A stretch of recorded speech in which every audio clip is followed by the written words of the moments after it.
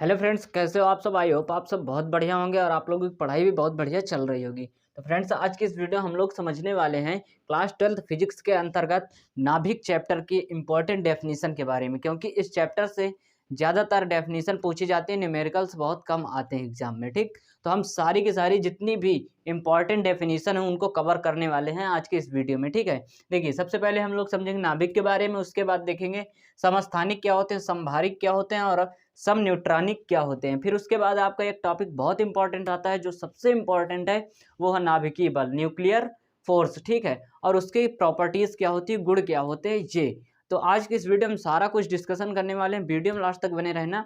और हाँ, आप लोग अगर हमारे चैनल पर नए हो तो चैनल को सब्सक्राइब करके बेल आइकन को प्रेस कर दीजिएगा और वीडियो को लाइक करके दोस्तों के पास शेयर जरूर करिएगा। चलिए हम लोग बिना देरी करते हुए वीडियो करते हैं स्टार्ट। ठीक है, तो देखिए सबसे पहले हम लोग समझेंगे क्या नाभिक क्या होता है, न्यूक्लियस क्या होता है। ठीक, कोई भी एटम है तो उसका नाभिक क्या होता है, हम लोग सबसे पहले इसको समझते हैं। देखिए रदरफोर्ड के अल्फा कण प्रकीर्णन के प्रयोग से यह पता चला। देखिए रदरफोर्ड का आपने अल्फा कण जो प्रकीर्णन का डायग्राम होता है वो समझ लिया होगा। ठीक है, और उसमें जो दोष हैं उनको भी आप लोगों ने पढ़ लिया होगा, क्योंकि वो भी बहुत इंपॉर्टेंट टॉपिक है। ठीक, तो देखिए रदरफोर्ड के अल्फा कण प्रकीर्णन प्रयोग से यह पता चला कि किसी परमाणु का समस्त धनावेश तथा लगभग समस्त द्रव्यमान, मतलब जितना उस जो एटम है, कोई परमाणु है, तो उसका जितना भी पॉजिटिव चार्ज होता है, धनावेश होता है, और उसका जो मास होता है, द्रव्यमान होता है, उसके केंद्र पर एक अत्यंत सूक्ष्म स्थान पर क्या होता है, संकेंद्रित रहता है। मतलब कोई भी मान लीजिए क्या है, एटम है, तो उसका जितना भी द्रव्य धनावेश होता है और उसका जितना द्रव्यमान होता है वो क्या होता है, उस एटम के बीच में एक सूक्ष्म जगह पर क्या होता है, संकेंद्रित रहता है, कुछ इस टाइप से। ठीक है, क्या होता है, समस्त द्रव्यमान उसके केंद्र पर क्या होता है, उसके केंद्र पर अत्यंत सूक्ष्म स्थान पर संकेंद्रित रहता है। इस स्थान को हम लोग क्या बोलते हैं, परमाणु का नाभिक बोलते हैं। क्या बोलते हैं, इस स्थान को हम लोग बोलते हैं परमाणु का नाभिक। अब देखिए इसमें एक बहुत इंपॉर्टेंट बात है क्या, कि इसका व्यास क्या होता है, 10⁻⁻15 कोटि का होता है। 10⁻⁻15 कोटि का होता है। किसका, इस परमाणु का जो केंद्रक होता है, जिसको हम लोग नाभिक बोलते हैं, उसका व्यास कितना होता है, 10⁻⁻15 कोटि का होता है। कोई दिक्कत, मीटर कोटि का। ठीक है, अब देखिए अब बहुत इंपॉर्टेंट डेफिनेशन आपकी आती है क्या, समस्थानिक क्या होते हैं, जो कि एग्जाम में बहुत पूछा जाता है। डायरेक्टली इन तीनों को पूछ लिया जाता है कि समस्थानिक, समभारिक और समन्यूट्रॉनिक क्या होते हैं। ठीक, तो आप लोग सबसे पहले समझिए समस्थानिक किसे कहते हैं। तो एक ही तत्व के, मान लीजिए कोई एक एटम है, ठीक, एक ही तत्व के ऐसे परमाणु जिनके नाभिक में इस नाभिक में क्या, प्रोटॉनों की संख्या समान, किंतु न्यूट्रॉनों की संख्या क्या हो, भिन्न भिन्न हो, तो ऐसे तत्वों को हम लोग क्या बोलते हैं, समस्थानिक बोलते हैं। देखिए इसमें क्या कहा गया है कि मान लीजिए कोई एक एटम है, कोई परमाणु है या कोई तत्व है, ठीक है, जिसमें क्या, जिसके नाभिक में क्या हो, प्रोटॉनों की संख्या क्या हो, समान हो, और न्यूट्रॉनों की संख्या क्या हो, भिन्न भिन्न हो, तो ऐसे तत्वों को हम लोग क्या बोलते हैं, उन्हें समस्थानिक, या फिर इंग्लिश में इसको आइसोटोप भी कहते हैं। अगर कहीं कहीं इसको एग्जाम में आपसे आइसोटोप के नाम से पूछ ले, तब भी आपको यही डेफिनेशन लिखनी है, आइसोटोप कहते हैं। ठीक है, अगर हम इसके एग्जाम्पल की बात करें तो आप लोग यहाँ पर देखिए, जैसे ये मान लीजिए क्लोरीन है, क्लोरीन के अगर समस्थानिक की बात करें तो क्लोरीन के दो समस्थानिक होते हैं, क्लोरीन 35 और क्लोरीन 37। ठीक है, तो देखिए क्लोरीन 17, इसका देखिए परमाणु क्रमांक क्या होता है, जेड, क्या होता है, 17 होता है, और यहाँ पर भी देखिए इसका भी 17 है, कोई दिक्कत। लेकिन जो इसकी द्रव्यमान संख्या ए है वो क्या है, दोनों की चेंज है। ठीक है, जिसमें क्या, न्यूट्रॉनों की संख्या क्या है, दोनों की अलग है, इसमें क्या है 35 है और इसमें क्या है 37 है। तो अगर क्लोरीन के हम दो समस्थानिक की बात करें तो क्या हो जाएगा, क्लोरीन 35 और क्लोरीन 37। कोई डाउट इसमें।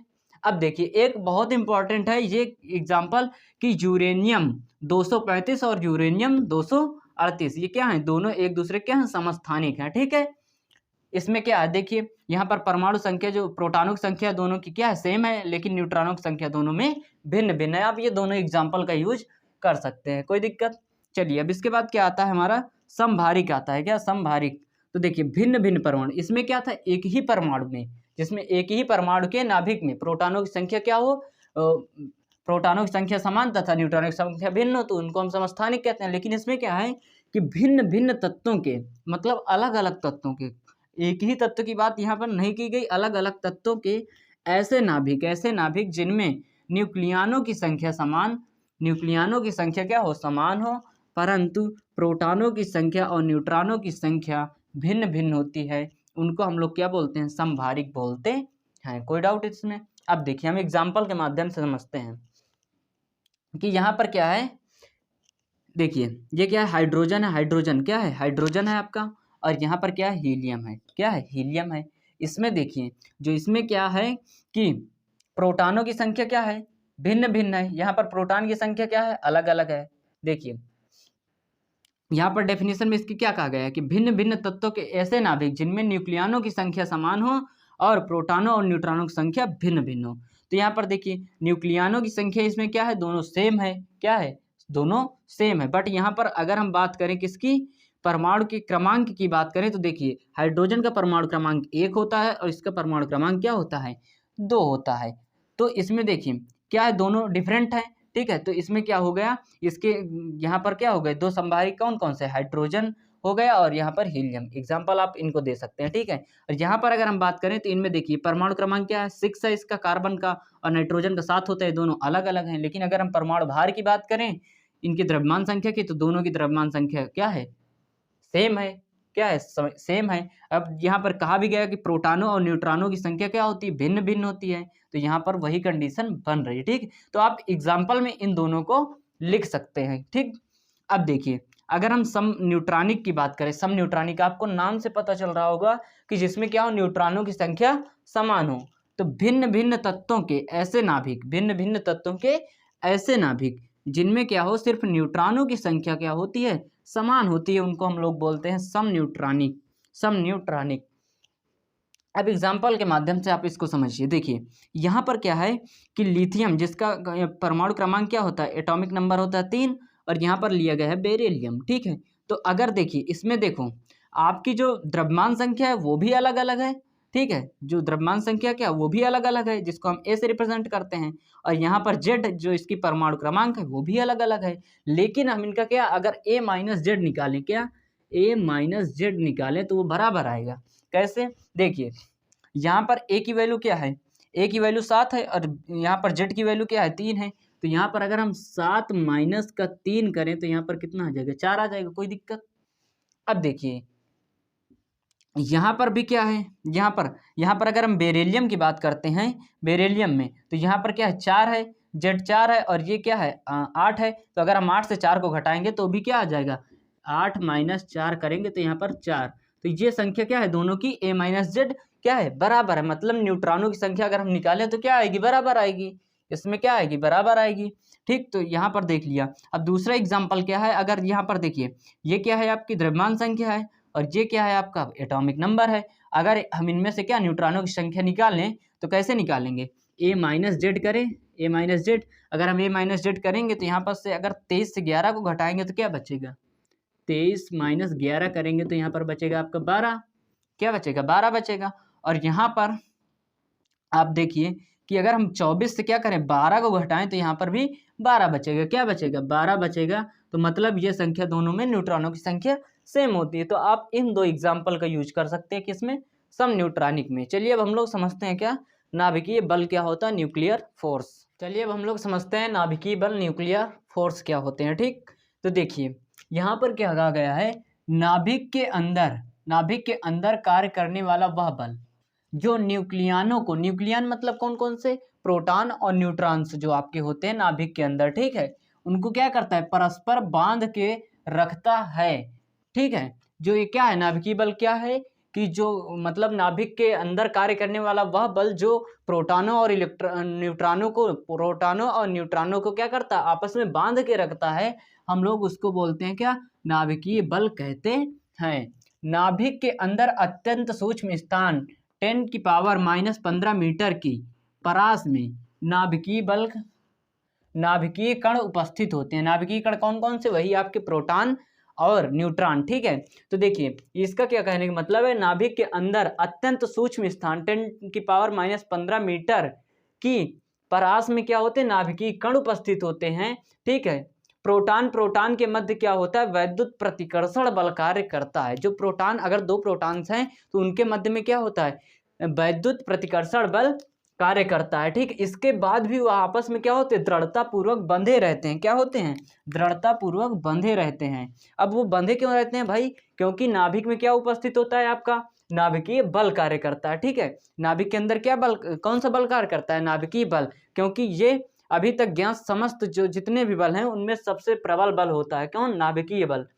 ठीक है, और अब देखिए इसके क्या है, कुछ गुण हैं। इसके क्या होते हैं, कुछ गुण होते हैं, हम लोग उनको भी समझते हैं क्योंकि ये भी बहुत इंपॉर्टेंट है। ठीक है, तो देखिए इसके पहला गुण क्या होता है कि यह बल आकर्षण प्रकृति का होता है। ये क्या मतलब, ये सब वस्तु मतलब जो आपके नाभिक के अंदर उपस्थित होते हैं, क्या प्रोटॉन होते हैं और न्यूट्रॉन होते हैं, उनको हमेशा क्या कर सकता है, एक दूसरे से बांध कर रखता है। मतलब ये क्या होता है, आकर्षण प्रकृति का होता है। ठीक है, चलिए दूसरा गुण इसका क्या होता है, ये बल आवेश पर निर्भर नहीं करता है। देखिए इसका क्या कहने का मतलब है कि यह जो चार्ज है, ये जो मतलब ये बल है, जो फोर्स है, न्यूक्लियर फोर्स है, ये आपका आवेश पर डिपेंड नहीं करता। ठीक है, ये क्या होता है, क्योंकि इसका सीधा सा कॉन्सेप्ट एक ही है कि ये आकर्षण प्रकृति का होता है, इसमें आवेश का कोई प्रभाव ही नहीं होता। ठीक है, चाहे जो आवेश हो ये क्या कर सकता है, आकर्षित करने का इसके अंदर क्या होता है, गुण होता है। ठीक है, आवेश पर निर्भर नहीं करता है। ठीक, कोई दिक्कत इसमें। अब देखिए तीसरा पॉइंट क्या है कि यह बल अगुरुत्वीय प्रकृति का होता है। अगुरुत्वीय का मतलब क्या होता है, नॉन ग्रेविटेशनल प्रकृति का होता है। ठीक है, क्या होता है, अगुरुत्वीय प्रकृति का होता है। कौन बल, न्यूक्लियर जो फोर्स आपका होता है अगुरुत्वीय नॉन ग्रेविटेशनल प्रकृति का होता है। ठीक है, अब देखिए जो आपका चौथा पॉइंट है ये क्या कह रहा है, यह बल अत्यंत लघु परासी बल होते हैं। लघु परासी का क्या मतलब हुआ कि बहुत छोटी जगह पर ये क्या कार्यरत रहता है। जैसे मान लीजिए क्या है, कोई परमाणु है, ये क्या है, कोई परमाणु है और यहाँ पर क्या उपस्थित है, उसके क्या प्रोटॉन तथा इलेक्ट्रॉन। तो ये इसका जो प्रोटॉन तथा यहाँ पर क्या होते हैं, प्रोटॉन तथा न्यूट्रॉन होते हैं। क्या होते हैं, प्रोटॉन तथा न्यूट्रॉन होते हैं। ठीक है, तो ये इसके अंदर इसकी जो क्षेत्र इसका कितना होता है, 10⁻⁻15 मीटर होता है। ठीक है, तो इस परास के अंदर ये क्या रहता है, कार्यरत रहता है बहुत कम जगह पर। मतलब क्या होता है, लघु परासी बल है, बहुत कम जगह पर कार्य करने वाला। ठीक है, अब ऐसा तो नहीं कि सारी जगह नाभिकीय बल फैला हुआ है, ये क्या होता है, नाभिक के अंदर ही कार्य करता है। और नाभिक के अंदर का स्पेस कितना होता है भाई, 10⁻⁻15 मीटर का होता है। ठीक है, अब देखिए यह बल क्या होता है, अत्यंत प्रबल बल होते हैं। मतलब ये क्या होते हैं, बहुत शक्तिशाली बल होते हैं। क्योंकि देखिए यहाँ पर अगर ये शक्तिशाली ना हो तो मान लो इसका क्या, आवेश का भी इसमें प्रभाव पड़ने लगेगा और ये जो आकर्षण की इसकी प्रकृति है ये भी नष्ट हो जाएगी। इसलिए ये क्या होते हैं, ये बल बहुत ही प्रबल होते हैं। ठीक, जो कि ना तो आवेश पर निर्भर करते हैं और ना जो और क्या होते हैं, अगुरुत्वीय प्रकृति के भी होते हैं। ठीक है, तो आई होप आप लोगों के पांचों पॉइंट क्लियर हो गए होंगे और नाभिकीय बल के बारे में भी आप लोगों ने अच्छे से सीख लिया होगा। ठीक है, आप इसके स्क्रीनशॉट कर सकते हैं। चलिए फिर मिलते हैं किसी नेक्स्ट वीडियो में, तब तक के लिए सबको बाय बाय।